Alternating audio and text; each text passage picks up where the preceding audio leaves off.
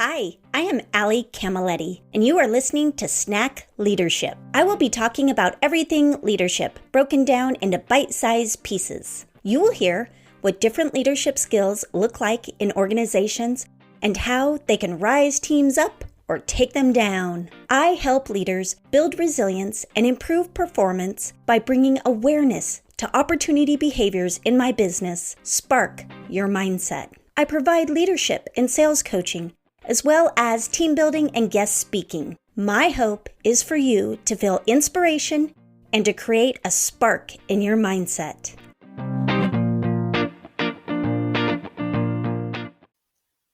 Hi everyone. Today we are talking about charisma. Charisma is the compelling charm or appeal that inspires devotion, influence, or admiration from others. It's often described as a combination of confidence, warmth, presence, and communication style that makes someone particularly magnetic or persuasive. Richard Reid is an acclaimed organizational psychologist, strategic consultant, and keynote speaker with over 2 decades of experience driving organizational change and enhancing corporate well-being. He has spent over 20 years coaching CEOs, entrepreneurs, and public figures on mastering presence, influence, and communication. His science-backed practical approach to charisma and leadership has been featured in BBC, The Times, and Forbes, making complex psychology accessible and actionable. Richard, thank you so much for your time today. Great to be here. Thanks for having me. Absolutely. So let's jump in. I like to start with, what is something you've recently learned about yourself? Something I've recently learned about myself. I guess the big thing for me, and this ties in with charisma in a way, is actually how I'm perceived by other people. It's interesting, a lot of the time, not just me, but with other people as well, how we perceive ourselves is not necessarily how other people perceive me. And it's interesting. I had a conversation with somebody recently talking about how I come across as very calm and patient. And actually, that's something that I feel I really need to work on. So it's reassuring that people are seeing something that I'm not. But it just goes to show, with anything, with self-development, getting feedback from other people is really, really important. So as much as that was positive to hear that, it just goes to show you don't know what other people perceive.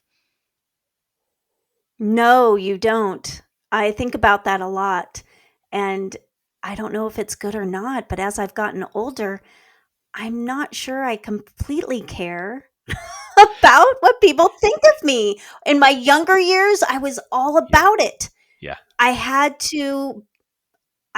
to be perceived in a certain way because I was in leadership, right? And I was young and I was a female, and so that was something that was constantly on my mind. And as I've grown, I've really just been able to lean into, this is who I am, and been okay with it. Yeah. I think there's absolutely a lot to be said for that. I think it's really important you have a strong core and a sense of yourself. And for me, it's really about weighing up feedback from other people against what you know and feel about yourself. What you absolutely want to avoid is being swayed by the last comment that you had, that suddenly you think, oh my God, I thought I was this person, now I'm this person. So it's really about having some degree of constancy in there. And I think if you've got that, then it's a pretty healthy position to be in. Yeah.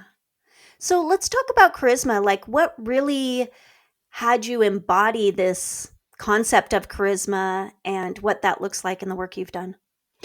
Yeah, so I started off as a psychotherapist, and the area that I was working in London, there were lots of business owners, lots of sort of independently wealthy people, entrepreneurs, who came to see me for ostensibly therapy. And a lot of the things that I was working with them on, they said, this is really interesting. Could you come in and do some work on this with some of the people in my team or my organization? And so I sort of morphed from that therapy side of things to really the coaching side of things. And I thought, how is it that I can package lots of these things that very much sit within the therapy camp in a way that feels more accessible and acceptable for people? Because even in this day and age, lots of people are very wary about being associated with therapy. They see that as being below the line rather than above the line. So I thought, how can I package them in a way that really sort of grabs people's attention. So we come up with this idea of charisma. And many years ago now, I did a workshop for the BBC. They got a presenter, an interviewer from the BBC to come along to that alongside a lot of people from the public. And on the back of that, sort of tongue in cheek, he came up with this idea of Mr. Charisma. And as much as that sort of made me cringe, it sort of caught the attention within the UK. And a lot of sort of interesting and really useful things came off the back of that for me. And it sort of snowballed from there. And it really sort of became as long as, I do a lot of different things, but it really became the flagship thing that I do. Why'd it make you cringe? Because I guess I'm an introvert at heart, and charisma sort of seems quite presumptuous to think, yeah, I've got it. But one of the things that I've learned over the years is that charisma comes in lots of shapes and forms. It's not necessarily about just being the loudest person in the room and the person that's holding court. It's also about how you connect with people and what you bring out in other people as well. Yeah, so can we dive into that a little bit about what people perceive that charisma is? I know I gave a definition, but what are some of the things that you have heard that people associate charisma with that could maybe be perceived as negative? Yeah, so I think first of all, people tend to often see it as the preserve of extroverts, and as much as extroverts can be charismatic, a lot of the most charismatic people are actually introverts, because how attentive they are to the people and how they think about what other people need. So that's one of the things that often comes up. Another one is that it's quite superficial, and for me, the superficial side of it is really about self-serving charm. And charm, some people see that as a positive thing, some people don't. But for me, charisma's got substance behind it. So it's really about being true to who you are. And obviously all of us have scope for development, but it's essentially being true to who you are and meeting people with genuine intentions that are really about creating mutually beneficial situations. So it's not about what can I say to you that pulls the right levers to get what I need, never mind what you need. It's really about how do we create these situations that I come away hopefully getting what I need, but also respectful and attentive to what you need from that situation as well. And sometimes it's not about practical outcomes, tangible outcomes. Sometimes it's about how we make people feel. It's creating that ripple effect that makes people feel connected, makes people feel seen, and makes them feel like a worthwhile person. So it creates a ripple effect in the wider world. Since you just kind of hit on some of the questions I ask, I'd like to go a little bit of a different direction and ask, when you're working with people and you are helping them embody this idea of charisma, what do you do to help people that maybe that's just not how they are showing up in their leadership and they want to? What do you do to help them? So some of it is about feedback. So not just my feedback, but also feedback of the key stakeholders that they have. So sometimes what I do with people is essentially 360-degree coaching, getting input from other people. And again, it's how do you adapt to the environment, the people around you, while still being true to yourself. And so it is partly about recognizing your individuality, but then how is it you can bring out different aspects of that according to what the situation demands. And that's really at the heart of all this. It's not about being one version of yourself all the time. It's about bringing different elements out to different intensity according to the situation. So some of it is about being emotionally intelligent. What does this situation need? And what aspect of myself can I bring out that helps to facilitate that? And I think a lot of the time we don't think about that. We turn up and we bring whatever version of ourselves first occurs to us. Yeah. And so with the emotional intelligence piece, what do you think gets in the way of people being able to be emotionally intelligent? Well, a number of things, but I think first and foremost, it's about self-awareness, noticing what we're feeling, what we're bringing to situations, but also what's going on for other people. And a lot of the time, we're either overwhelmed by our own emotions or we're so focused upon the outcomes that we want to achieve that we're already thinking about what we want to say next rather than what's going on for the other person in relation to what I'm saying right now. So for me, true emotional intelligence is about recognizing what's going on for you so you can choose how you manage that or channel that. But also, it allows you to pivot in the moment, to change tack according to what the situation demands, still being true to your message, still being true to yourself, but recognizing how that might be resonating or otherwise with the other person. And when we think about what we want to create for the other person and we put that foremost, then actually everything else aligns with that. And think about how often we go into interactions or meetings thinking about what we want, thinking about the outcome we want, not thinking about the emotion or the energy that we want to create and what that might mean for other people. I love it. So, do you have a success story of somebody that you've worked with that was really struggling in their leadership and you were able to help them make a big shift? Yeah, so I can think of one particular person, and they were quite a high-profile lawyer in the UK, very senior, and actually married to another public figure. And this person had to go along to lots of networking events, both for their own work, but also to accompany their partner, and they absolutely hated it. And they would often come up with excuses not to go along to these events, or when they did, they would cause themselves so much stress at the thought of going to these events that actually by the time they got there, they were exhausted, and they were actually a pale shadow of themselves. So what we really did there was, rather than trying to make them into something that they're not, is really sort of look at what their key strengths were. And their key strengths were really about one-on-one interactions. So we really worked on those one-on-one interactions and developed sort of various skills around developing their curiosity about how it is that they can facilitate the other person. And by facilitating the other person to talk, that was a nice segue for them managing to ease themselves into the conversation. And I think this is a challenge for a lot of people. It's really this idea that they go into situations they're uncomfortable with and they feel they have to perform. And so inevitably, it becomes very taxing. They end up talking at people rather than with people. And they have a lot of questions that often lead them down cul-de-sacs or avenues, and they're constantly feeling like they've got to reinvent the wheel. So that question fell flat. What can I say next?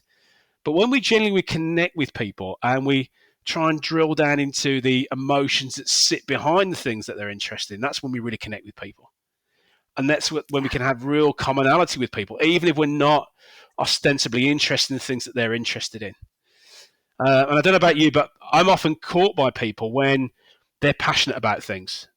You know, it could be fly fishing. I'm not interested in fly fishing, but if somebody's passionate about something and I can help to tease that out of them, then I'm really engaged. And that makes it easier for me to then find a way for me to talk about things that I'm passionate about. So that's really I what we did with this particular client, and it worked wonders. I love it. And I love that you're talking about also like finding out their passion and then being curious. Mm, Because I do find with some people, they feel like they need to know everything. And I'm like, no, learn from others, give them the absolutely. opportunity to share and get curious.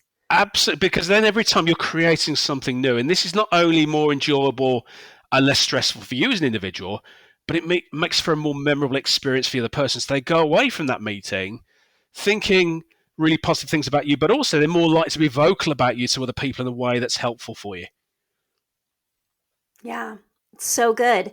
The base of my work, I talk a lot about asking questions in leadership, So right? I important. think that it's so important. And I had this funny aha moment. So my daughter is 8 now.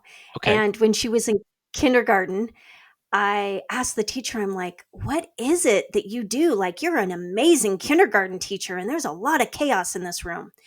And she said, I'm always the dumbest person in the room, Allie. I just ask questions all day long. And I'm like, what? You're literally speaking to what I talk about every day. And I'm supposed to be doing this with my daughter? It was the biggest aha for me. Yeah. But Yeah. I love it. Just in Yeah. life as humans, It's getting it's curious, massive. asking. It's almost so obvious we don't do it, but it's massive. You know, when you think about it in the boardroom, there's so many people who want to be seen to be the smartest person in the room, and sometimes showing a bit of vulnerability or curiosity empowers other people and actually makes you more accessible and relatable as well. Yeah. So these are all the kind One of of the things that we talk favorite about. things. Go ahead. No, I was going to say, and the other side of it is, you know, as well as asking questions, silence. You know, sometimes not saying anything, and some of us are uncomfortable with that, but actually that's often really revealing because people then reflect on what they've said and they qualify and add to it. And then we get that extra depth and uniqueness. I find sometimes it's easy to jump and make assumptions. And one of the other favorite questions I like to ask is just, tell me more. Mm, And that helps them take it to a deeper level. And for me mm. to understand more, where I could have thought that they were meaning this, but they're actually meaning that. And it just deepens the conversation.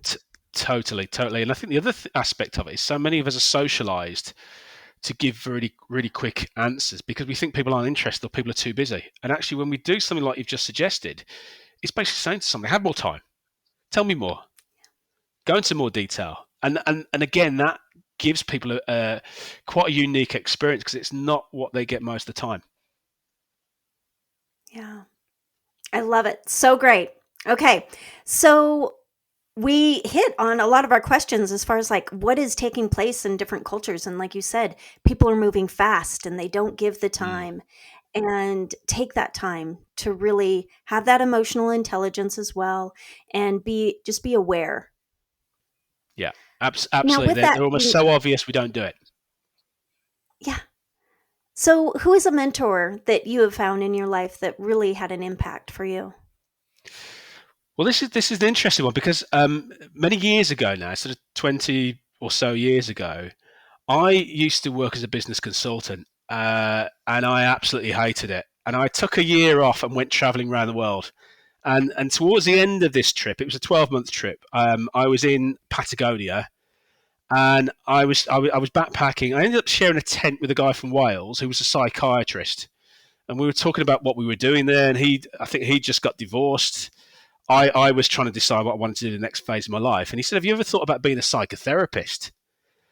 And I hadn't, but he started telling me about it. And when I got back from that trip, I started reading up on it and started doing courses. And really, the career that I'm in now really snowballed from that. So I always go back to that. It's almost sort of quite strange in that I never saw him or heard from him again, but it's almost like it was meant to happen. That moment was meant to happen. And it really sort of changed the direction of my life in so many different ways. Those moments are amazing. I love Mm, those moments. mm. What about a quote? A quote that you feel embodies charisma? So I would go back to, it's quite a famous quote by Maya Angelou, and she says it's people won't remember what you say, but they'll remember how you made them feel.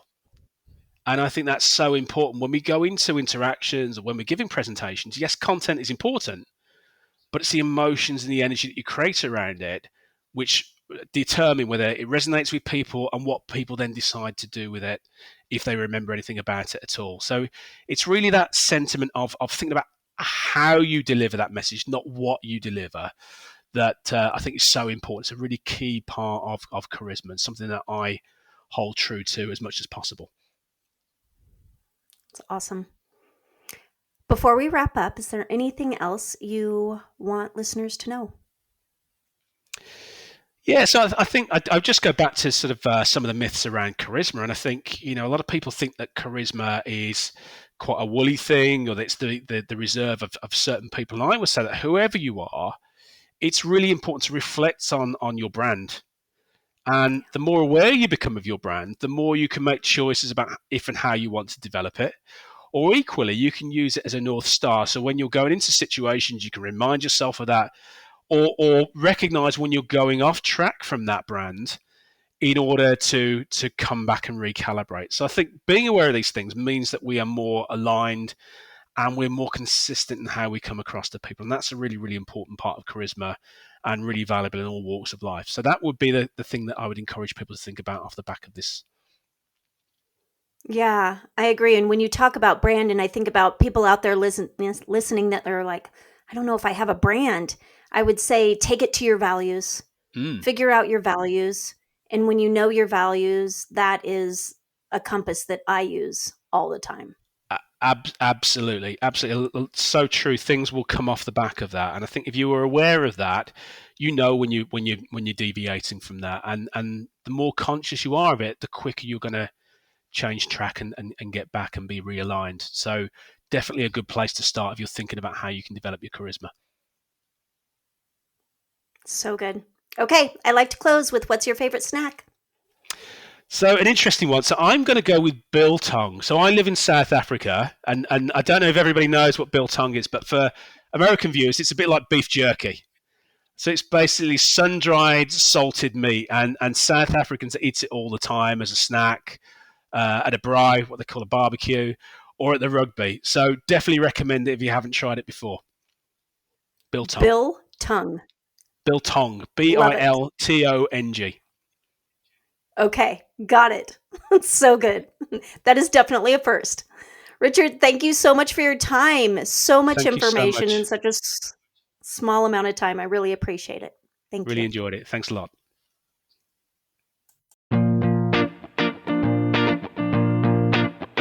Thank you for tuning in to Snack Leadership. I hope you felt inspiration, motivation, and felt your mindset spark. Snack Leadership is recorded and produced by myself, Ali Camilletti, and music by Shireen Amini.